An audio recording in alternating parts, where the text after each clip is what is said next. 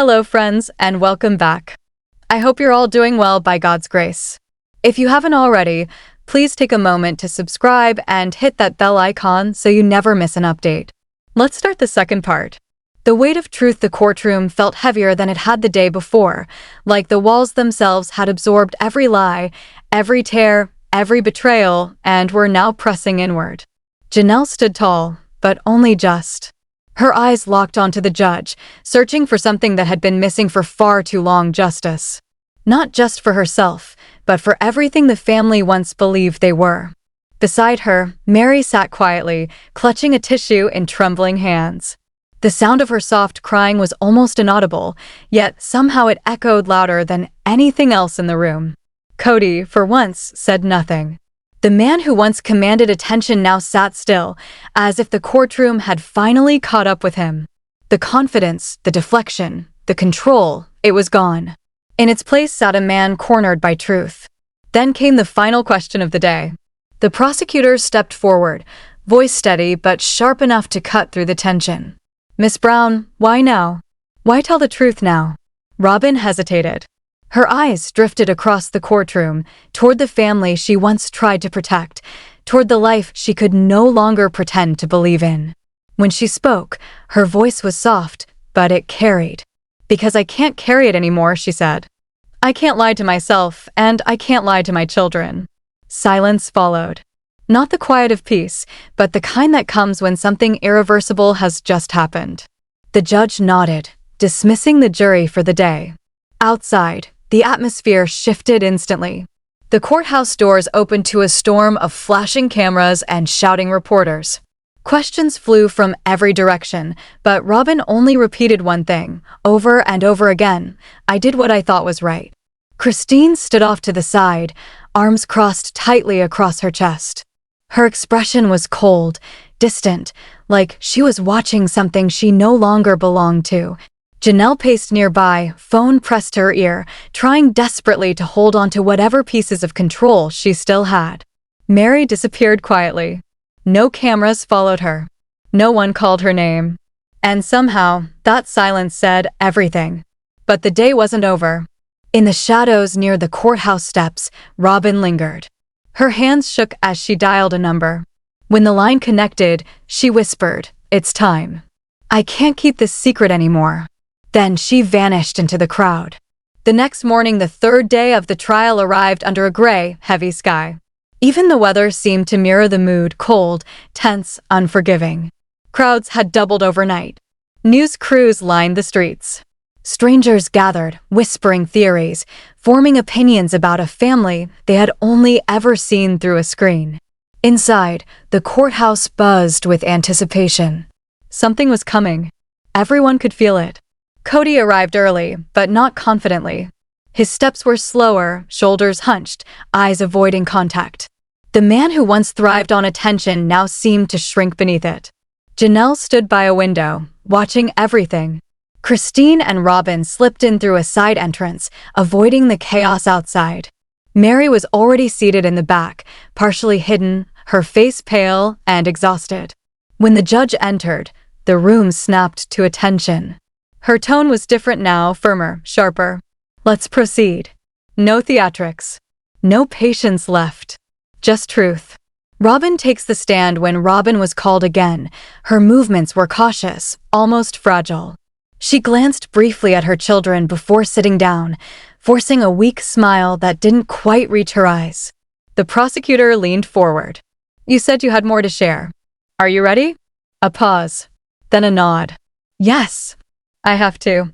Her voice trembled at first, but as she continued, something shifted. She began to unravel everything. "It started months ago," she explained, "Kody coming home late. Later than ever before. At first, there were excuses, meetings, property discussions, family business. But then came the messages. Texts from unknown numbers. Conversations about accounts, money transfers, and instructions, clear instructions to stay silent. "I asked him," she said quietly. "I tried. But he told me it was complicated, that he was protecting us." Across the room, Christine's expression softened briefly, regret flickering across her face, but Robin never saw it. Kody shifted in his seat. Restless. Uncomfortable. Exposed. The prosecutor presented printed messages. Are these yours? Yes. And he told you to keep quiet? Robin nodded. He said the others wouldn't understand. The judge leaned forward. Did you feel threatened? Robin's composure cracked. I felt alone, she admitted. I knew something was wrong, but I was too afraid to be the one who broke everything. Janelle's turn when Janelle was called, the entire room seemed to shift again. She walked forward with purpose, a thick folder clutched tightly in her hands. Numbers. Records. Proof. For years, she began, I tracked everything. Every dollar. Every expense. She laid out documents, organized, color-coded, precise. These are what we should have had, she said, holding up one set. Then she raised another. And these are what didn't make sense. The difference was undeniable. Did you ask him about it? The prosecutor pressed. Over and over, Janelle replied. There was always an explanation, taxes, investments, but it never added up. Did you trust him? A long pause. I wanted to. Her voice cracked. But trust requires truth, and I couldn't find it anymore. Kody's attorney attempted to challenge her, suggesting errors, misunderstandings. But Janelle didn't budge. I checked everything, she said firmly. I know what was there, and I know what went missing. The envelope, just as the tension reached its peak, something unexpected happened. The bailiff approached the judge. A whisper. A manila envelope. No return address. No explanation.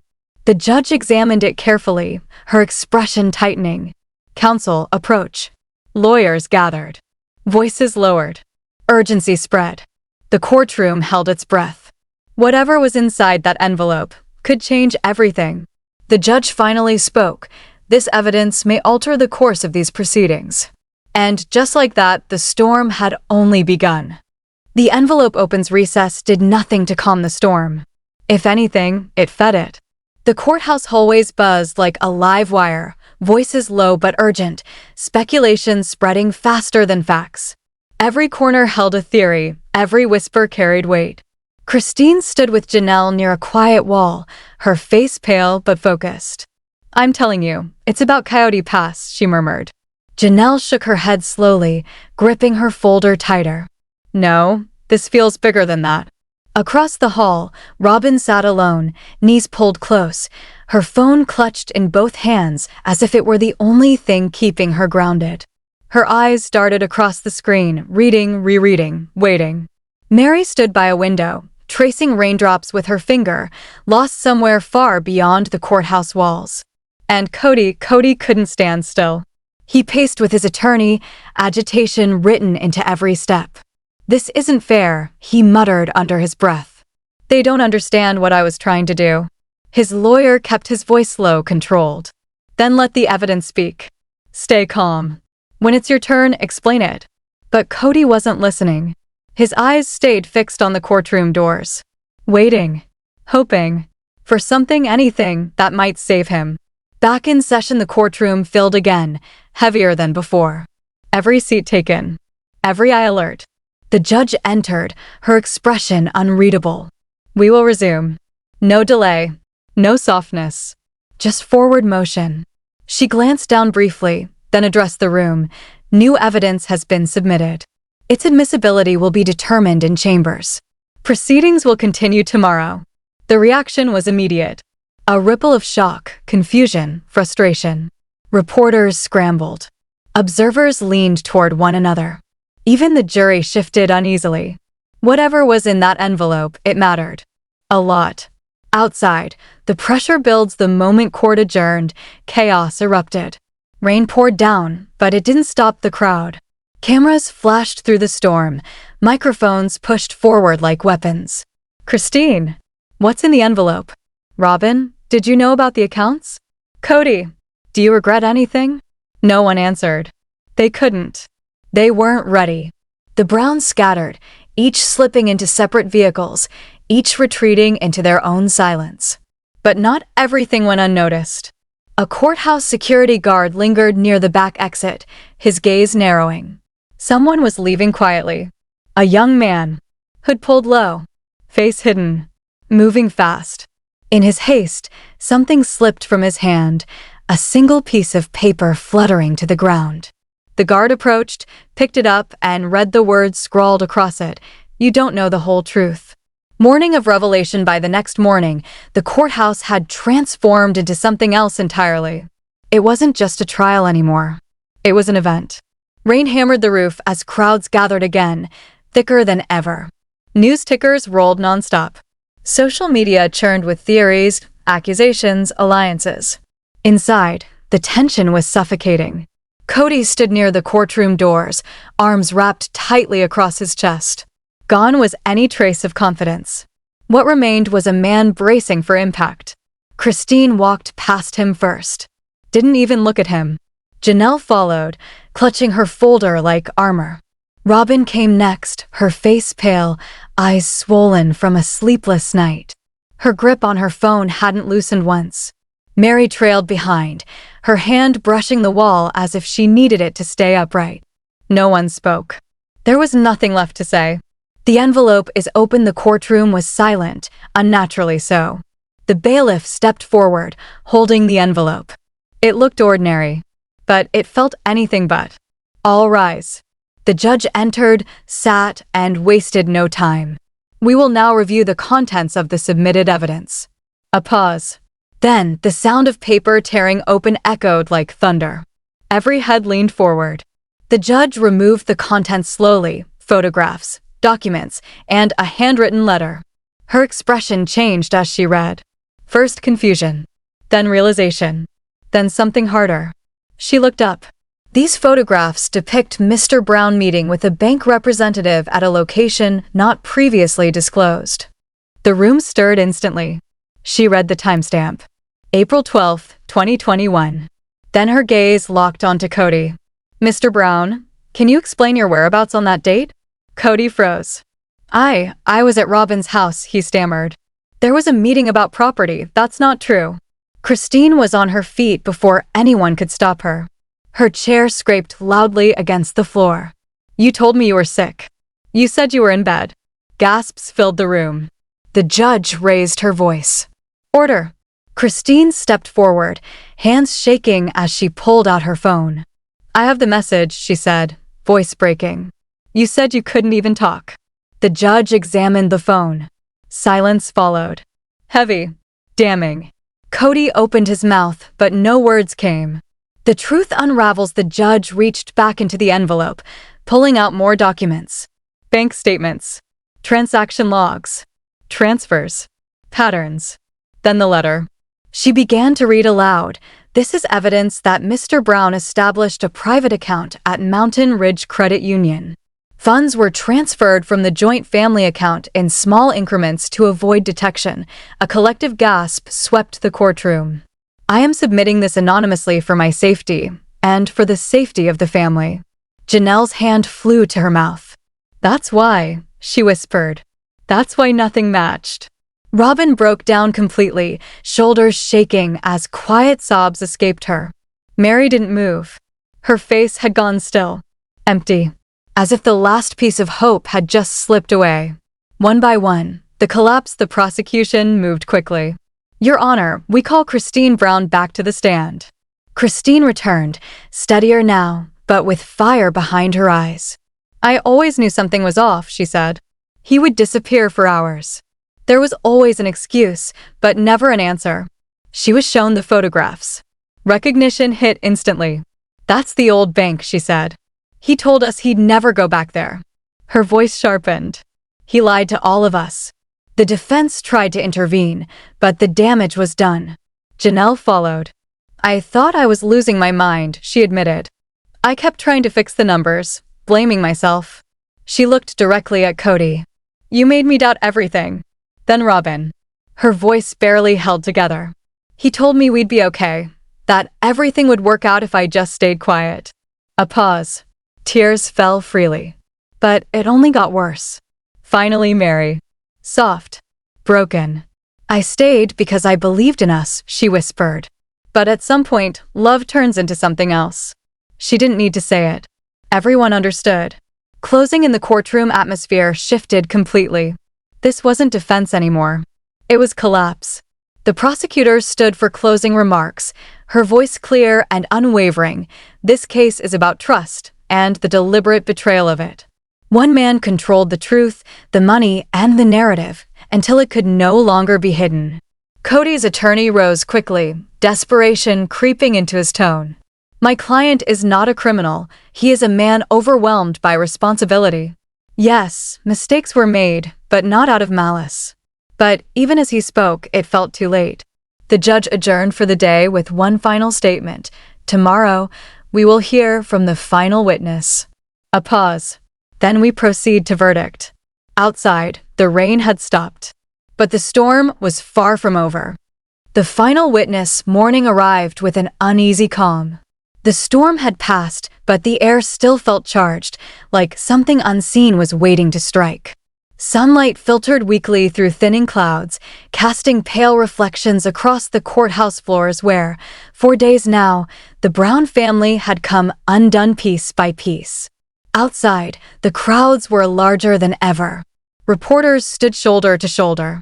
Voices were hoarse from days of relentless coverage. Everyone knew this was it, the final day.